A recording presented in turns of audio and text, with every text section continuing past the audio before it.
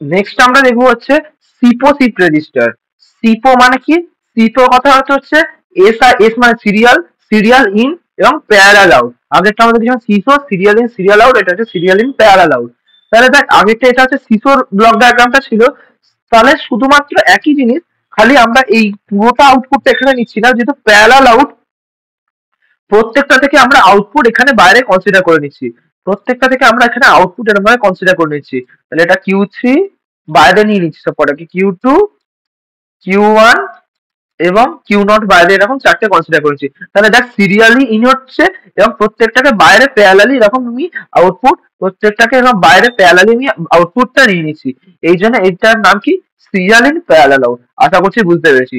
তাহলে এবার এর জন্য দেখে নিই, এর ওয়ার্কিংটা বুঝে গেলাম। প্রত্যেকটা একটা একটা করে আগেরটার মতো ওয়ান ওয়ান ওয়ান ওয়ান একটা একটা করে ইনপুট যাবে। এই ওয়ানটা গেল, এই ওয়ানটা এখানে এলো, আবার পরের ক্লকটা পেলো, এই ওয়ানটা এখানে গেল। যখনই এই ওয়ানটা এখানে গেল, সিরিয়াল ইন সিরিয়াল আউটটা শুধু আলাদাটা এখানে। যখন ধর এই প্রথম ওয়ানটা এসছে, প্রথম ওয়ানটা এখানে লোড হলো, যেই না ক্লকটা দিল, ডি3 থেকে এটা শিফট হয়ে এখানে কিউ3 তে চলে এসছে। এবার কিউ3টা ডি2 তে তো যাচ্ছে, কিউ3টা ডি2 তে তো যাচ্ছে, তেমন ভাবে কিউ3 থেকে আমি ডাইরেক্টলি এখানে আউটপুটটা কনসিডার করে নিচ্ছি। আমি ডাইরেক্টলি আউটপুটটা কনসিডার করে নিচ্ছি। ডি2 তে তো যাচ্ছে, আবার আউটপুটটাও ডাইরেক্টলি কনসিডার করে নিচ্ছি। আশা করছি বুঝতে পেরেছি।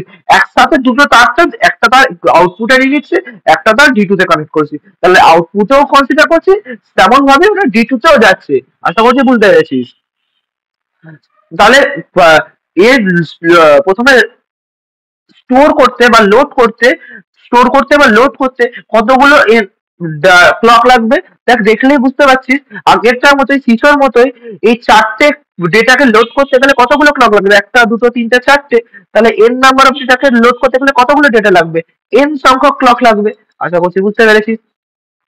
বাট আউটপুটের জন্য কিন্তু আমার অপেক্ষা করতে হবে না, যেহেতু আমি প্যারালালি আউট নিচ্ছি।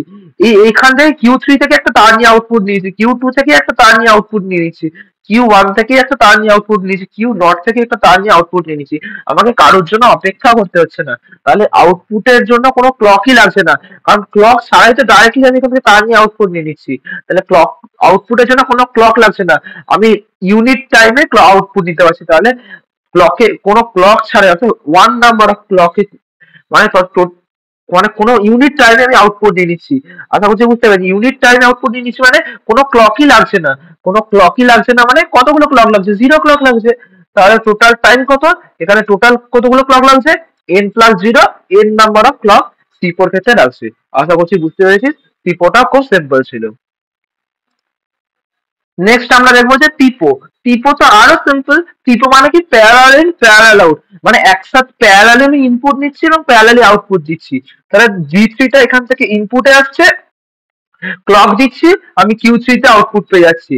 আর তারপর ডি2টা সে একসাথে সাইমালটেনিয়াসলি একটা ক্লক যখন দিচ্ছি, তখন ডি3 তেও ইনপুট লোড করছি, ডি2 তেও লোড করছি, ডি1 এও লোড করছি, কিউ1 এখানেও লোড করছি, এবং সাইমালটেনিয়াসলি কটা আউটপুট আমি পেয়ে যাচ্ছি। মানে একসাথে এই এইখানে একটা ওয়ান লোড করছি, এখানে একটা ওয়ান লোড করছি, এখানে একটা ওয়ান লোড করছি, এখানে একটা ওয়ান লোড করছি।